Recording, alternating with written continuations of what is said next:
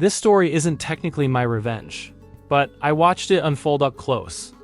And I'll admit, I took a certain grim satisfaction in every second of it. Years ago, I was stationed in the US Navy, posted at a submarine base in Connecticut.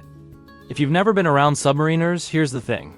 People imagine hardened action heroes, but most of us were, let's say, highly specialized nerds with uniforms. Sonar techs, especially math brains, analytical thinkers, the kind of people who could spot patterns in chaos.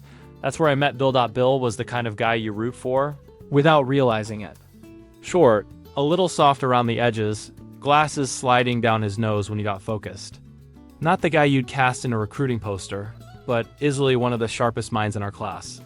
He had this calm, pragmatic way of thinking. When everyone else got worked up, Bill would quietly say, "Let's just figure out what actually matters." That kind of presence makes you trust someone. He was going to be an incredible sonar tech dot if he ever made it to the fleet, because our instructors made sure every day felt like a gauntlet. There were 2 petty officers in charge of our training, and they had convinced themselves they were elite warriors, trapped in the bodies of classroom.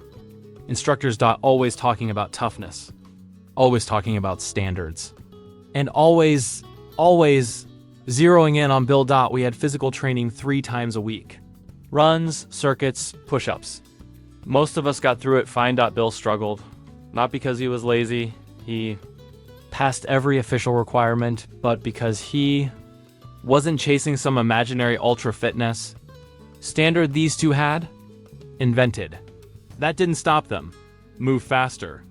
Fat boy. Maybe you're just not Navy material. Pathetic. At first, it was the usual military razzing. But over time, it crossed a line and then kept going. They'd get inches from his face. Voices low and venomous. Maybe you should just quit. Or do everyone a favor and end it. You could see it wearing on him. The way he'd stare at the floor. The way his shoulders stayed tense even during breaks. Then came the injury. During one brutal session, Bill pushed too hard and hurt his knee. The base doctor put him on light duty, paperwork and all. Until it healed. He brought the documentation to the instructors. They barely glanced at it.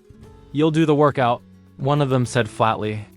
"Or we'll recommend you for separation." So Bill ran. And limped. And ran again. Every step grinding bone against bone.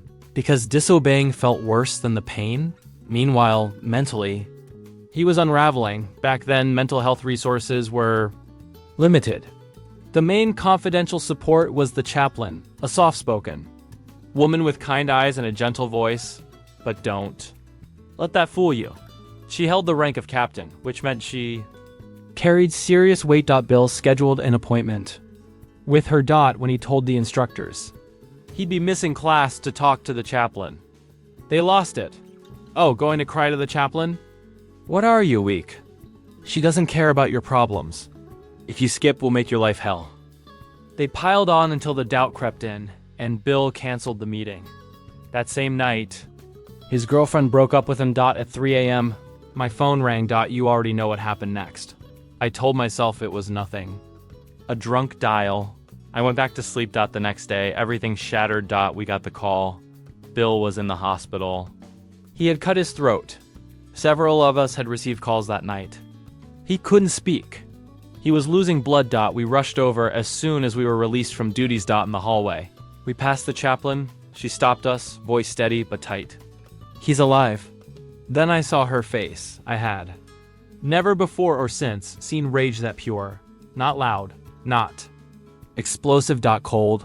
Focused. Like steel under silk. "I won't forget this," she said. Quietly. Inside the room, Bill could barely whisper. He told us what had happened. How everything piled up. The pressure, the humiliation, the breakup, until it felt like there was no air left in the world. The doctor later said he missed his carotid artery by about a millimeter. Cold weather had helped the blood. Clot enough to keep him alive until help arrived. A week passed. Then we were called into the office of the training command chief, the boss above our instructors. He asked if we'd had issues with them. One by one, we spoke up. Stories of dishonesty, harassment, abuse. Honestly, I don't think it changed anything. Their fate was already sealed. The next morning. They were gone. No announcement. No explanation. Just replaced. Curiosity got the better of me, so I went to see the chaplain. She looked tired, eyes red, voice heavy. "I've never been more disgusted by sailors in my career," she said. "They discourage someone from seeking help." She paused, swallowing emotion. I went to the admiral. That's when she told me. She had laid out everything. The harassment, the threats, the role they played in Bill's breakdown, and she demanded action, immediate action. The admiral agreed. Both instructors were processed. Out. Careers over almost overnight. No honorable send off. No. Retirement. One of them had nearly 18 years and just 2 years from a pension. Gone. Benefits stripped. Housing lost. Reputation destroyed. In the military. A discharge like that follows you everywhere. Job applications. Background checks. Every future opportunity shadowed by what you did. The men who had spent months tearing someone down suddenly found themselves facing a future they couldn't control. Meanwhile, Bill recovered. He received a medical discharge, full benefits, counseling support, and, most importantly, a second chance. Years later, I saw on social media, he'd become a police officer, married, smiling. Alive. Sometimes revenge isn't loud. Sometimes it's quiet accountability, delivered by someone who refuses to let cruelty go. Unanswered. Watching those men lose everything didn't feel like cruelty. It felt like balance being restored. If this story hit you, if you believe, people should answer for how they treat others. Drop a like and tell me in the comments. Have you ever seen karma strike like this? And don't forget to subscribe for more real stories of justice, revenge, and the moments that remind us why kindness matters.